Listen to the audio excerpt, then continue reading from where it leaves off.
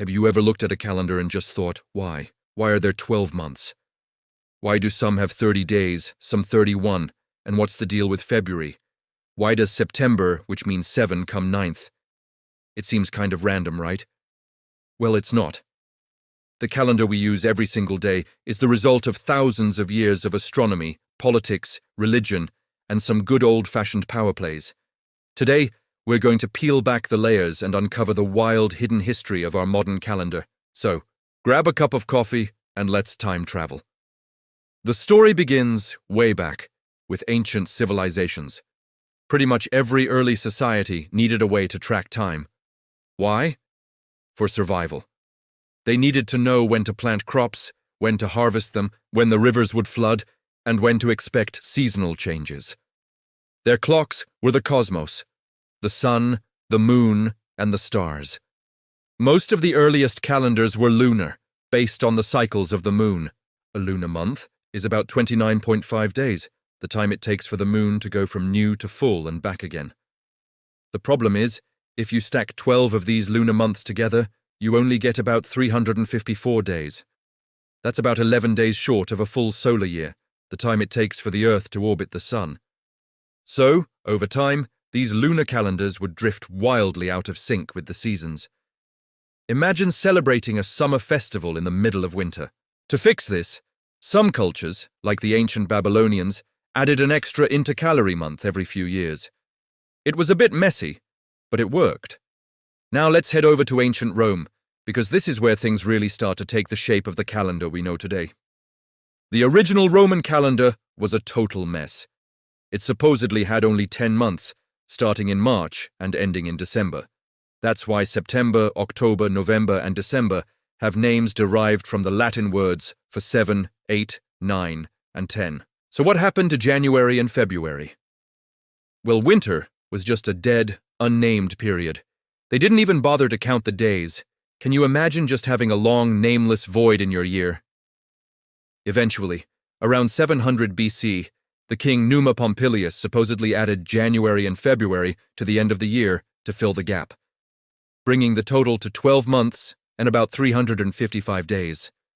But this was still a lunar-based system and still short of the solar year. To solve the drift, the Romans used a system similar to the Babylonians. They'd occasionally stick in an extra month called Mercedonius. But here's where the politics come in. The decision of when to add this month was up to the Pontifex Maximus, the high priest of Rome. This position held immense power. If the priest liked the elected officials in power, he could lengthen the year to keep them in office longer. If he didn't, he could shorten it. Sometimes during wars or political turmoil, they'd just forget to add the extra month altogether. By the time Julius Caesar came to power, the Roman calendar was a complete disaster. It was about 3 months ahead of the seasons. People were celebrating spring festivals in what was actually winter. It was pure chaos. In 46 BC, Julius Caesar decided to fix this mess once and for all. He consulted with the best astronomers of his time, like Sosigenes of Alexandria. They knew the solar year was approximately 365¼ days long. So, Caesar made a radical change. He scrapped the lunar system and introduced a new calendar based entirely on the sun. This new Julian calendar had 365 days, with an extra day added every 4 years to account for that quarter of a day. This is the origin of our leap year. To get things back on track, Caesar had to make the year 46 BC incredibly long. It ended up being 445 days long, known as the Year of Confusion. It must have been so strange to live through. After this massive reset, the new Julian calendar began on January 1st, 45 BC. Caesar also made some other changes. He moved the start of the year from March to January 1st. The month of Quintilis, the 5th month, was renamed July in his honor. A few decades later, his successor, Emperor Augustus, got his own month. The month of Sextilis was renamed August. Legend has it that Augustus was jealous that Caesar's month July had 31 days while his August only had 30. So he supposedly stole a day from February, which already had fewer days, and added it to August to make them equal. While this is a great story, it's probably not true. The month lengths were likely set by Caesar to alternate between 30 and 31 days, with February getting the short end of the stick. But the ego of emperors definitely played a role in naming the months, so the Julian calendar was a massive improvement.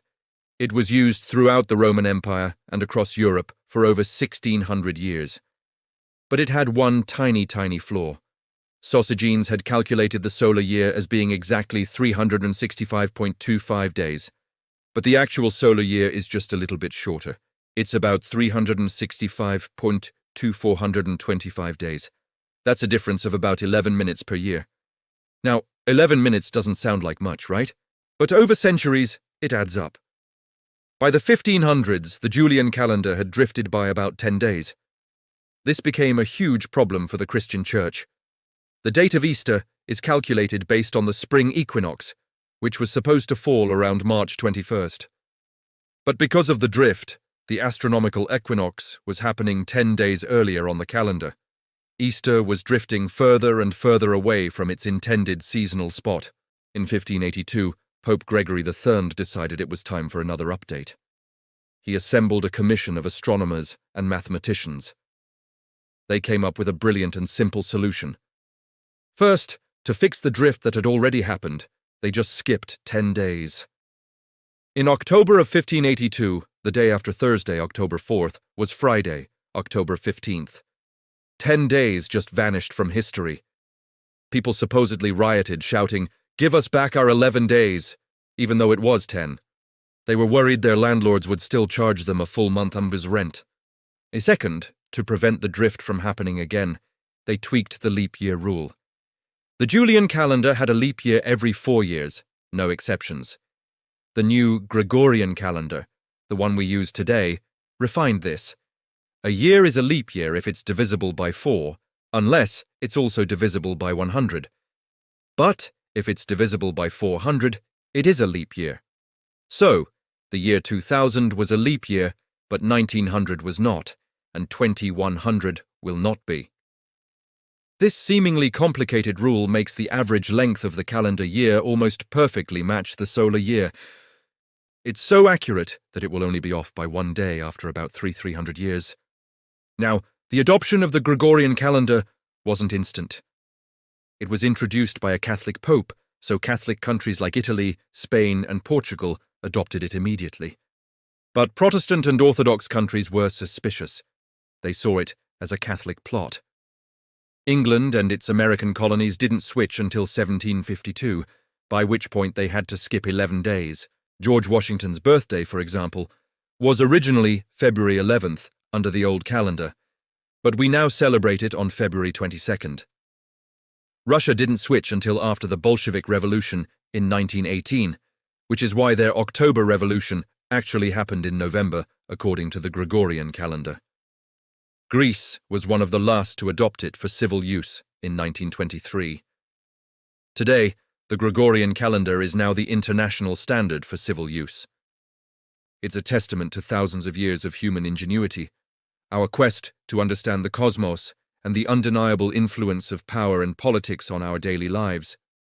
So the next time you glance at your calendar, remember it's not just a grid of numbers. It's a historical document, a story of emperors, popes, astronomers, and revolutions, all condensed into the simple act of tracking our days. It's the silent, hidden history that governs our lives. Thanks for joining me on this trip through time. If you found this as fascinating as I do, be sure to like this video and subscribe for more deep dives into the hidden stories behind our everyday lives. See you next in our next story